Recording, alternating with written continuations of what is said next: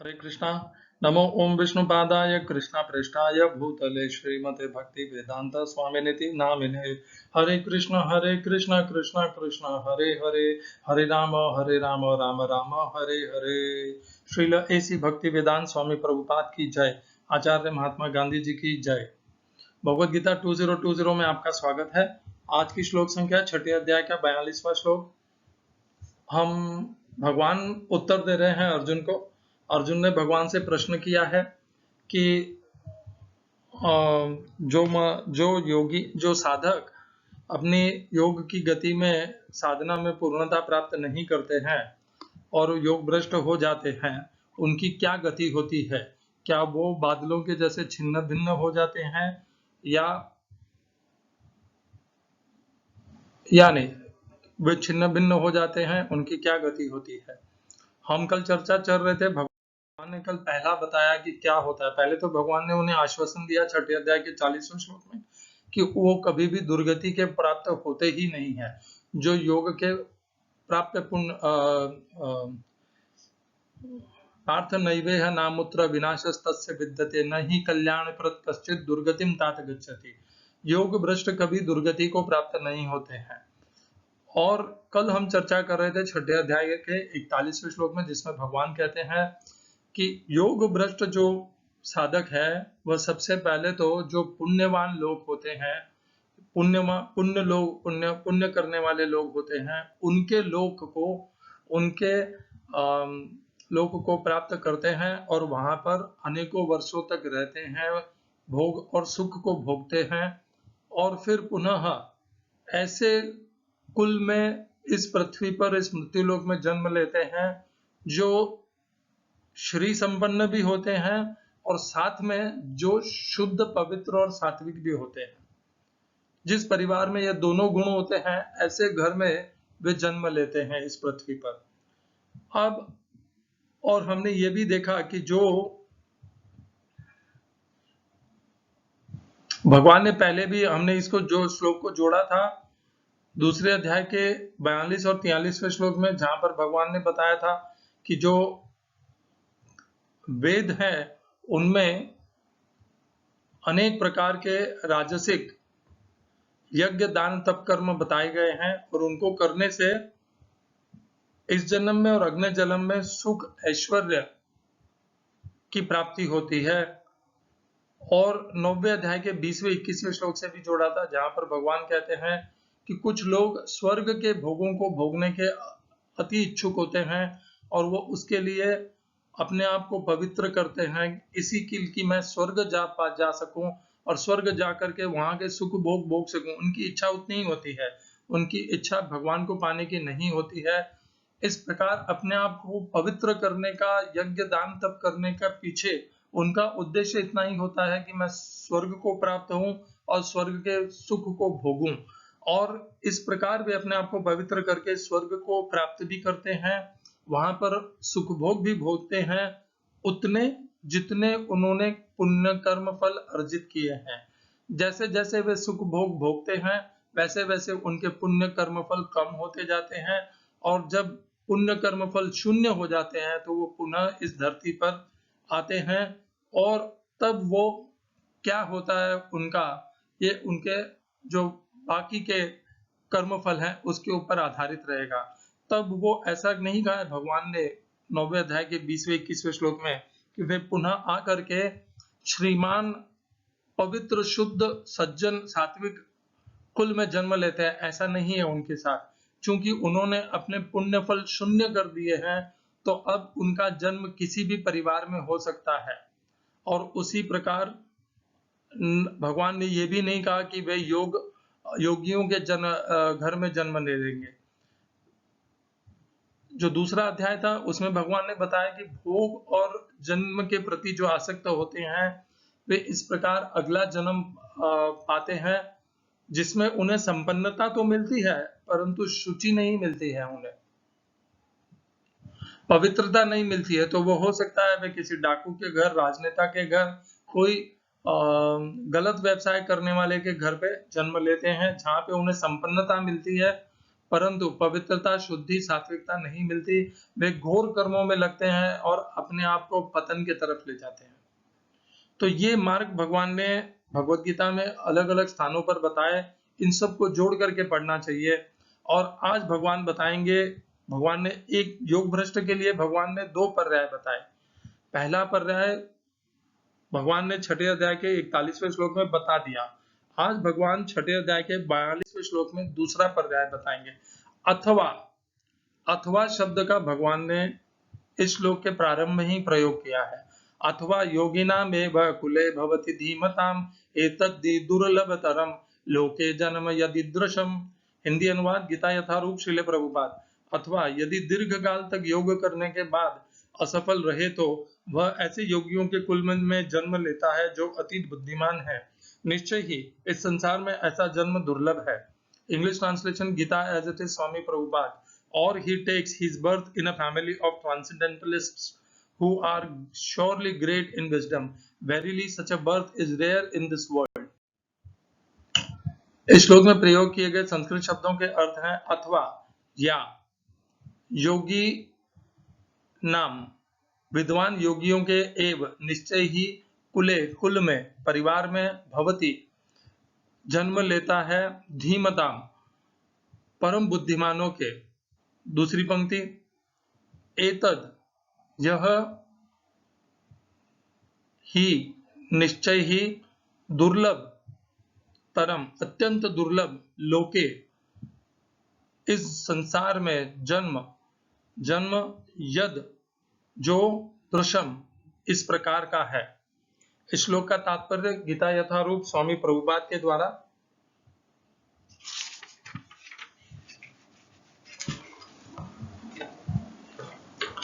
यहाँ पर योगियों के बुद्धिमान कुल में जन्म लेने की प्रशंसा की गई है, क्योंकि ऐसे कुल में उत्पन्न बालक को प्रारंभ से ही आध्यात्मिक प्रोत्साहन प्राप्त होता है। विशेषतया आचार्यों या गोस्वामियों के कुल में ऐसी परिस्थिति है। ऐसे कुल अत्यंत विद्वान होते हैं और परंपरा तथा प्रशिक्षण के कारण श्रद्धावान होते हैं। इस प्रकार वे गुरु बनते हैं। भारत में ऐसे अनेक आचार्य कुल हैं, किंतु अब वे अपर्याप्त विद्या तथा प्रशिक्षण के कारण पतनशील हो चुके हैं। भगवत कृपा से अभी भी कुछ ऐसे परिवार हैं जिनमें पीढ़ी दर पीढ़ी योगियों को प्रश्रय मिलता है। ऐसे परिवारों में जन्म लेना सचमुच ही अत्यंत सौभाग्य की बात है। सौभाग्यवश हमारे गुरु विष्णुपाद श्री श्रीमद् भक्ति सिद्धांत सरस्वती गोस्वामी महाराज को तथा स्वयं हमें भी ऐसे परिवारों में जन्म लेने का अवसर प्राप्त हुआ। हम दोनों को बचपन से ही भगवत भक्ति करने का प्रशिक्षण दिया गया। बाद में दिव्य व्यवस्था के अनुसार हमारी उनसे भेंट हुई। हरे कृष्णा। नमो ओम अज्ञानतिमिरन्धस्य ज्ञानञ्जनशलाकया चक्षुरुन्मीलितं येन तस्मै श्री गुरुवे नमः। एकं शास्त्रं देवकी पुत्र गीतम्, एको देवो देवकी पुत्र एव, एको मंत्रस्तस्य नामानि यानि, कर्मापेकं तस्य देवस्य सेवा। हरे कृष्णा कृष्णा कृष्णा हरे हरे, हरे राम राम राम हरे हरे। हरे कृष्णा।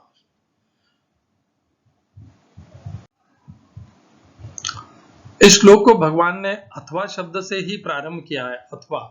और ये शब्द भगवान ने पिछले श्लोक में प्रयोग नहीं किया। पिछले श्लोक में जहां पर भगवान ने कहते हैं शुचि नाम श्रीमताम गेहे, तो शुचि नाम और श्रीमताम इन दोनों शब्दों के बीच में भगवान ने अथवा शब्द का प्रयोग नहीं किया। उसी से यह अर्थ निकलता है कि ऐसे परिवारों का वर्णन हो रहा, ऐसे परिवार का वर्णन हो रहा है जिसमें शुचि और श्रीमत दोनों एक साथ हैं। पर्यायवाची नहीं है वे एक दूसरे के, मतलब पर्यायवाची नहीं, मतलब पृथक पृथक नहीं है, भिन्न भिन्न नहीं है। ये भिन्न है। इसीलिए भगवान ने इस श्लोक में जो प्रस्तुत किया है, जन्म जिसका वर्णन भगवान ने यहाँ पर किया है, वह उच्च जन्म है, उच्च श्रेणी का जन्म कहा जाता है इस संसार में। और इसीलिए भगवान ने इसको विशेष करके अलग प्रकार से कहा है, अथवा कह करके। योगी नाम वकुले भवति धीमताम, योगियों के परिवार में जन्म लेने को भगवान ने इतना महत्व दिया है कि भगवान ने उनको योगी नाम एवं कुले भवति धीमताम, योगी भी और धीमताम, उनके भी 2 गुण बताए भगवान ने। जैसे पिछले परिवार 6 अध्याय के 41वें श्लोक में परिवार के 2 गुण बताए थे, शुचि नाम और श्रीमताम। इस श्लोक में भगवान ने पुनः 2 गुण बताए हैं। पहला योगियों का कुल है और धीमताम, अत्यंत बुद्धिमान भी हैं वे।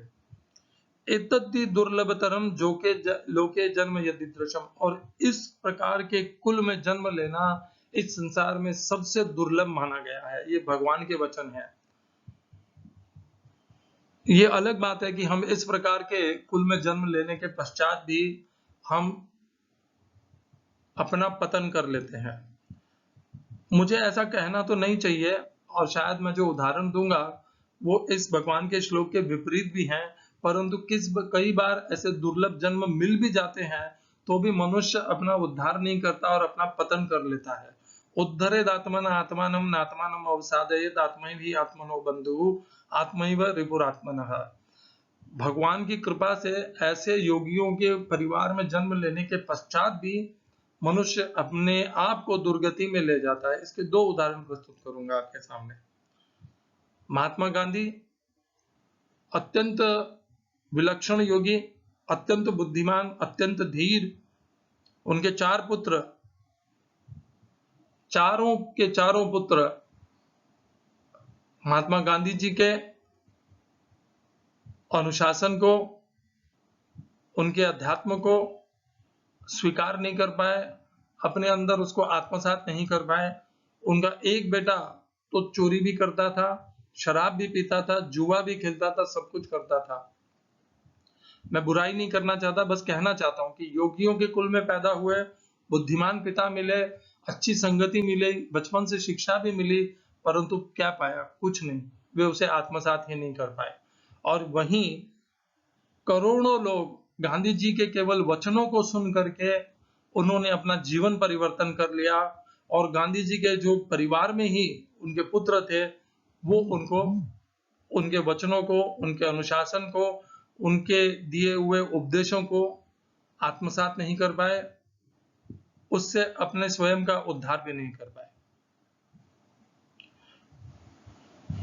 कहते हैं ना, घर की मुर्गी दाल बराबर। उन्होंने अपने पिता को दाल बराबर समझ लिया, महात्मा गांधी जी को। और जो बाहर के थे उन्होंने महात्मा गांधी जी को अपना गुरु बना लिया, अपना शुभचिंतक बना लिया, अपना मार्गदर्शक बना लिया, और वे पूर्ण सिद्धि को प्राप्त हो गए, सब करोड़ों के करोड़ों। प्रभुपाद के परिवार में भी ऐसा ही हुआ। प्रभुपाद के परिवार में भी पुत्र उनके नहीं माने। मुझे ऐसा लगता है उनके पुत्र थे, ज्यादा वर्णन तो मैंने नहीं सुना है उसका, परंतु उनके परिवार में जो पुत्र थे वे भी उनको नहीं स्वीकार कर पाए, और वे इस्कॉन को भी स्वीकार नहीं कर पाए। इस्कॉन में इसीलिए वे प्रभुपाद के पश्चात भी वे इस्कॉन को प्राप्त नहीं कर पाए, इस्कॉन से जुड़ नहीं पाए, इस्कॉन से संबंधित नहीं हो पाए। प्रभुपाद ने इस्कॉन की बागडोर अपने पुत्र के हाथ में नहीं दी। प्रभुपाद ने इस्कॉन की बागडोर अपने शिष्यों के हाथ में दी, जिसे काउंसिल ऑफ मिनिस्टर भी कहा गया है।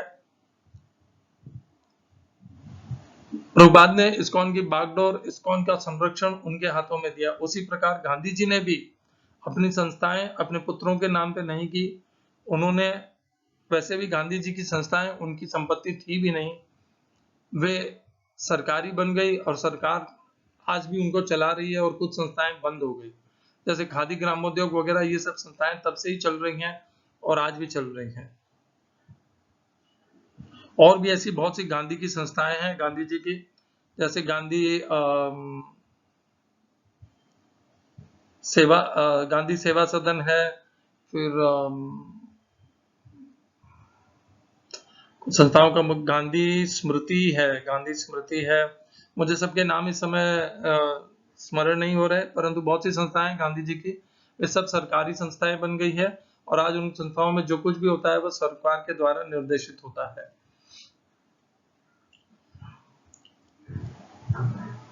मैं ये नहीं कहना चाह रहा कि भगवान के वचन झूठे हैं। सच तो यही है कि ऐसा जन्म भाग्यवानों को मिलता है कि उनके परिवार में योगियों के गुण, योगियों की बुद्धि, योगियों का व्यवहार अपने आप ही उन्हें बचपन से प्राप्त हो जाता है, उन्हें उसका अनुभव करने को मिलता है, उनका इस प्रकार के योगियों का आचरण उन्हें अपने सम्मुख देखने को मिलता है। यह उनका बहुत ही भाग्य है। हम लोगों को देखिए, हमारे सामने ऐसे बड़े योगियों का उदाहरण हमें परिवार में नहीं मिलता, तो हम जाते हैं, ढूंढते हैं, गुरु को पाते हैं, गुरु ढूंढते हैं और संस्था से जुड़ते हैं, और इस प्रकार हम ऐसे संघ की लिए लालायित होकर के इच्छा करते करते ऐसे अपने आध्यात्मिक जीवन को आगे बढ़ाते हैं। उन्हें ना तो किसी गुरु को ढूंढना है, जो योगियों के कुल में जन्म लेते हैं उन्हें ना तो किसी गुरु को ढूंढना है, ना उन्हें किसी संस्था की आवश्यकता है। उन्हें जो कुछ भी सीखना है, प्राप्त करना है, अनुभव करना है, प्रयोग करना है, स्वयं का उद्धार करना है, वह उन्हें अपने परिवार में ही सीखने को मिल जाता है। इससे ज्यादा उनका कुछ भी समय, उनका कुछ भी परिश्रम ढूंढने में नहीं जाता है। वे तो बचपन से ही उसी घुटी में, उसी मिट्टी में, उसी व्यवहार में पलते बढ़ते हैं। उन्हें इस प्रकार के हमारे राजसिक और तामसिक दोष उनके संपर्क में ही नहीं आते। वे बचपन से ही सात्विक, अपने परिवार के योगियों अर्थात के साथ सात्विक गुणों के साथ में उनका बचपन बीतता है और वे युवा अवस्था को प्राप्त करते हैं।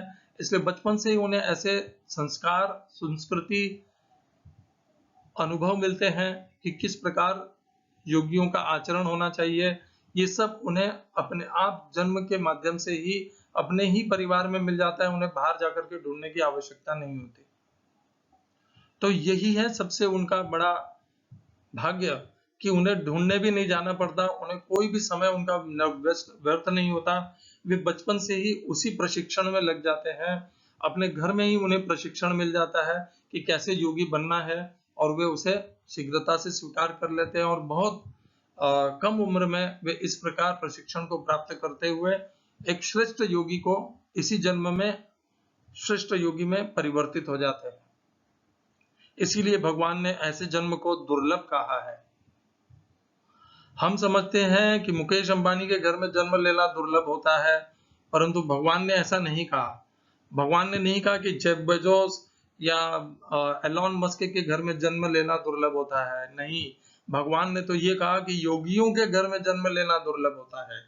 हमारी मानसिकता और मनस्थिति इतनी विकृत है, इतनी राजसिक है, इतनी मोहित है कि हमें तो केवल संपत्ति, श्रीमान, उनके घर में जन्म लेना ही दुर्लभ लगता है।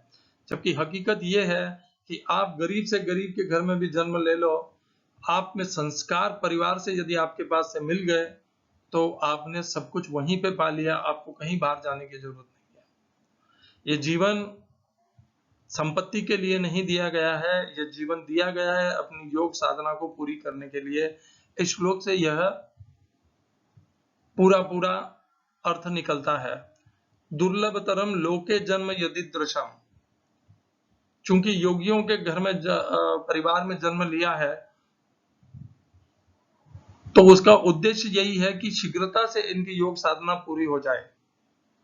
यही प्रयोजन है भगवान के और प्रकृति का इस प्रकार का निधान का, इस प्रकार की विधि का यही प्रयोजन है कि शीघ्रता से योग साधना पूर्ण हो जाए।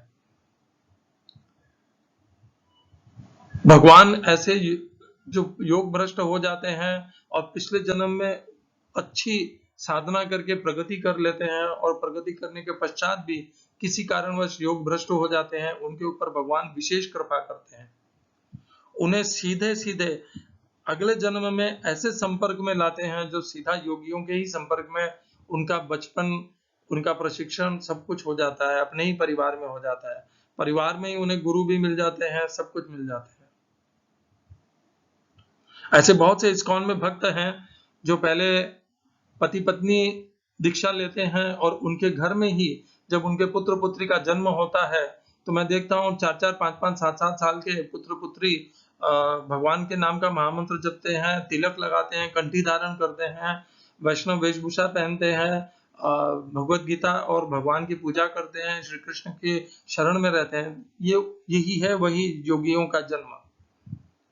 दुर्लभ है यह जन्म कि सीधा भगवान की संगति, भगवान के प्रति समर्पण और श्रद्धा अपने आप ही जन्म से ही प्राप्त हो गए।